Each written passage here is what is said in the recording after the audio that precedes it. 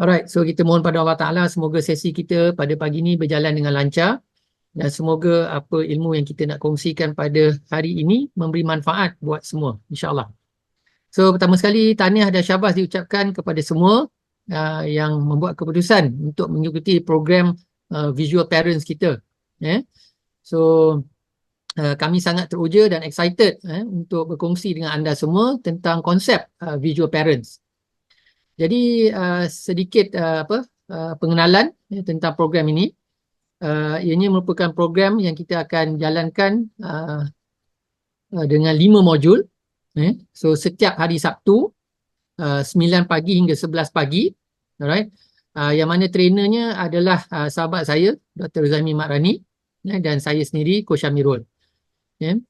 Jadi saya harap semua dah bersedia dengan kertas A4 dan juga alat tulis.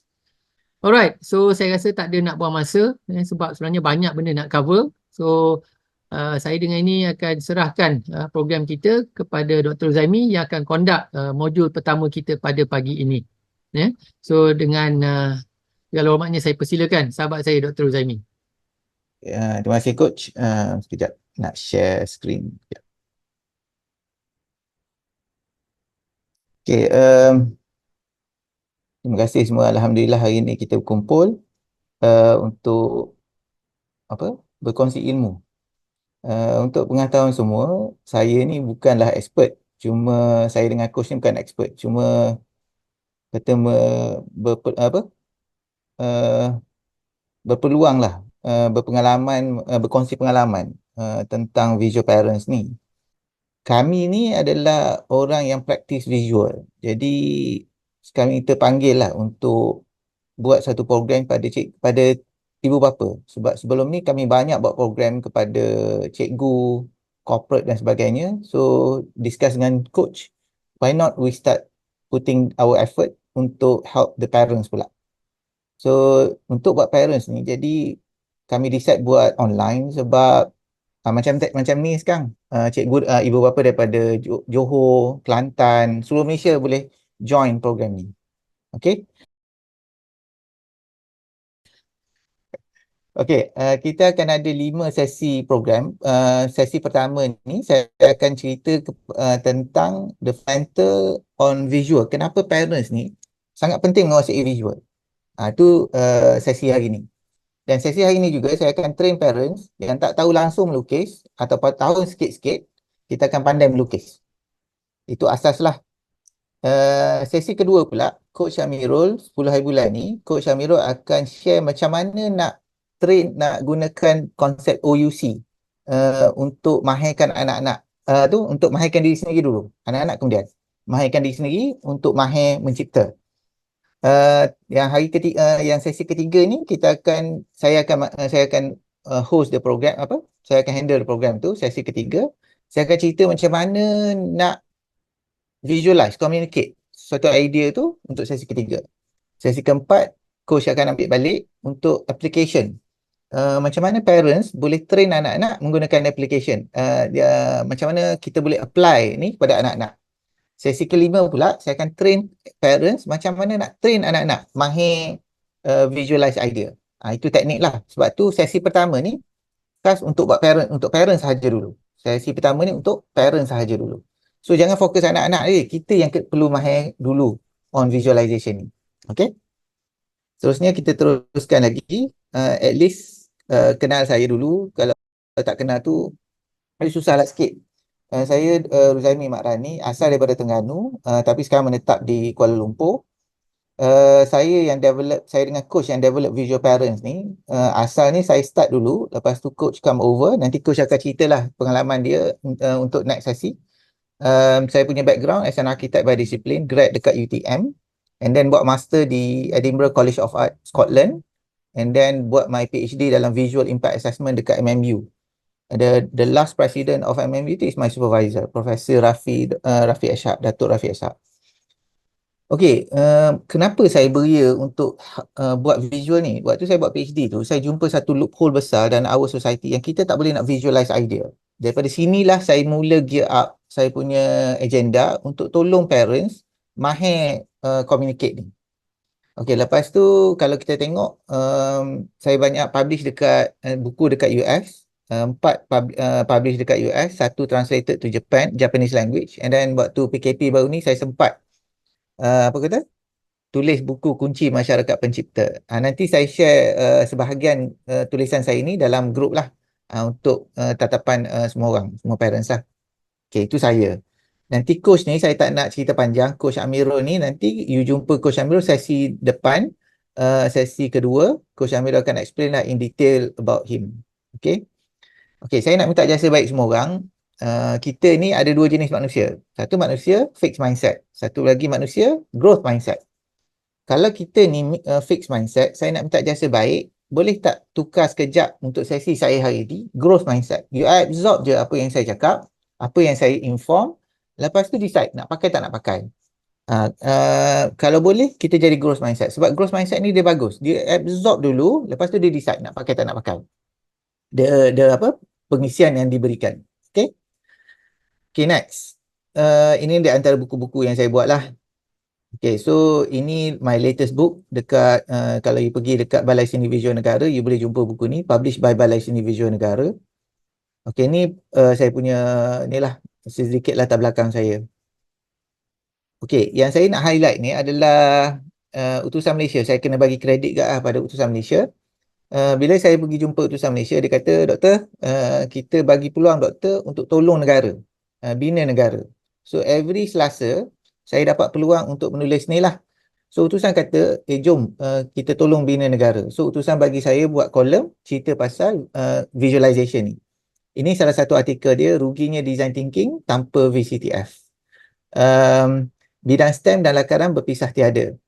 Siapa-siapa anak yang ambil STEM, lakaran sangat wajib bagi, bukan harus lah, wajib. Ini saya tulis artikel ni pasal dilema sekarang ni, masyarakat dunia atau masyarakat kita pun, kita sekarang ni trend meniru daripada mencipta sebab banyak pakai template. Nanti saya further discuss on this matter. Ini kalau kita pandai visualize, kita tolong dunia mengurangkan carbon footprint. Banyak saya kupas perkara-perkara ni. And then banyak lagi lah kelebihan dan sebagainya lah.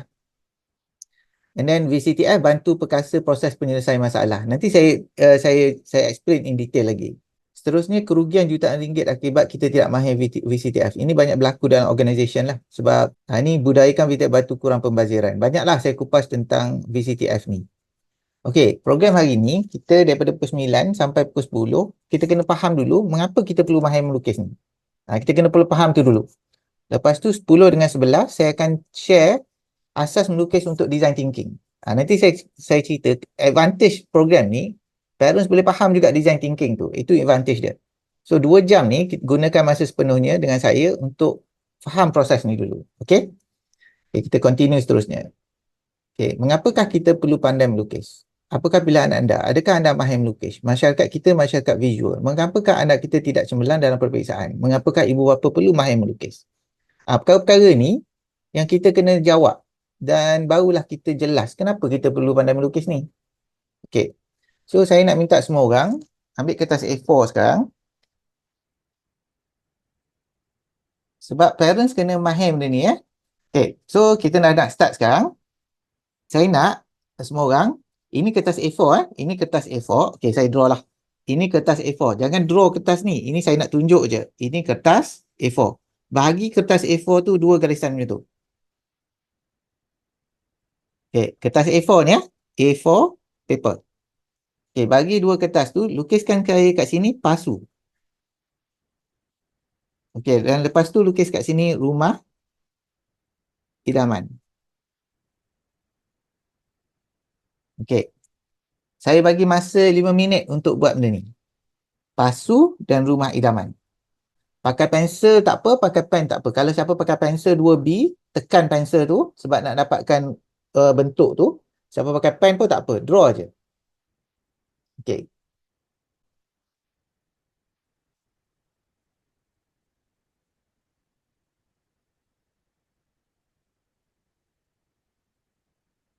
Okay, come on.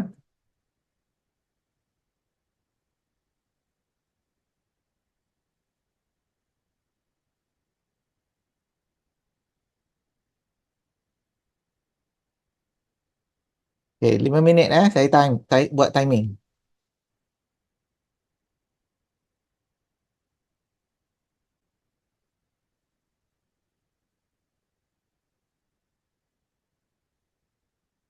Okay, 5 minit.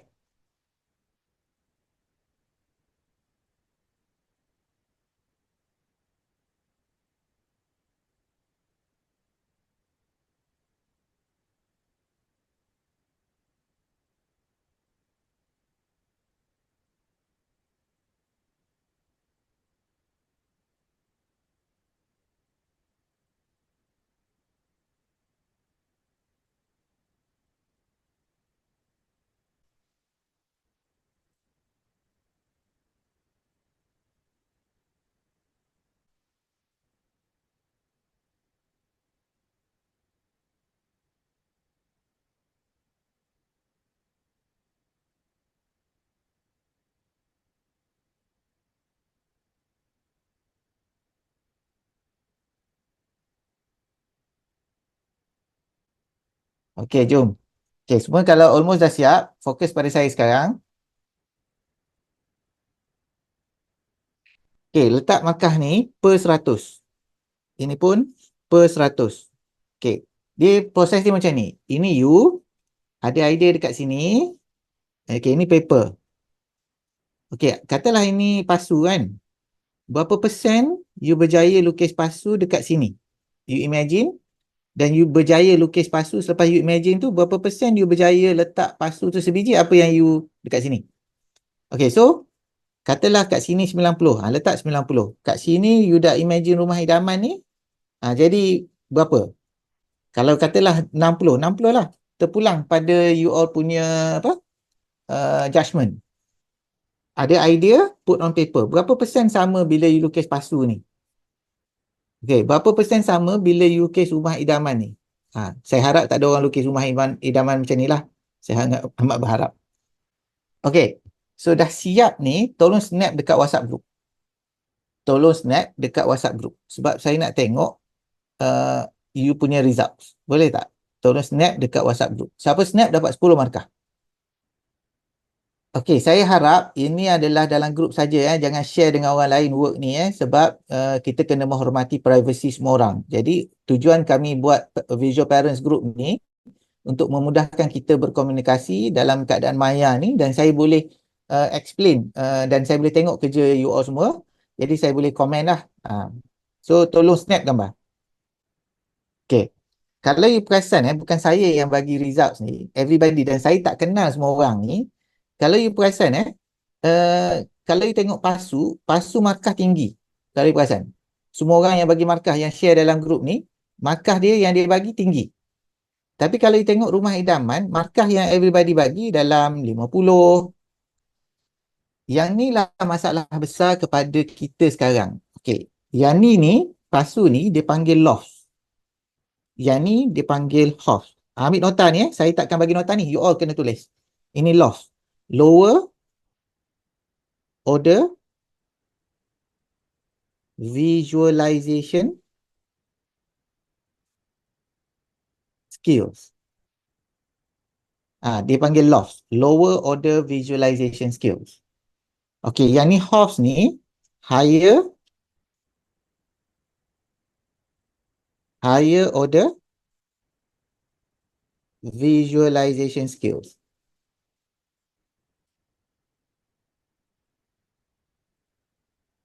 Okay.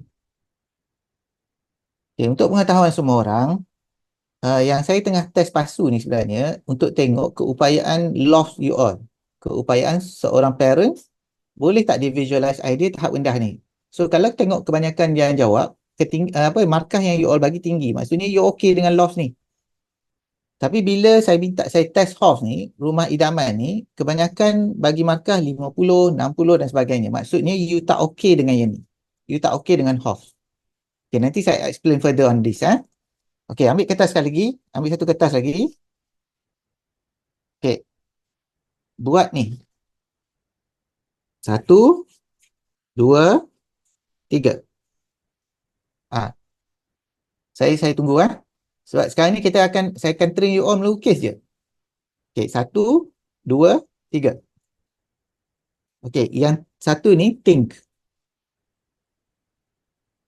Yang ni communicate.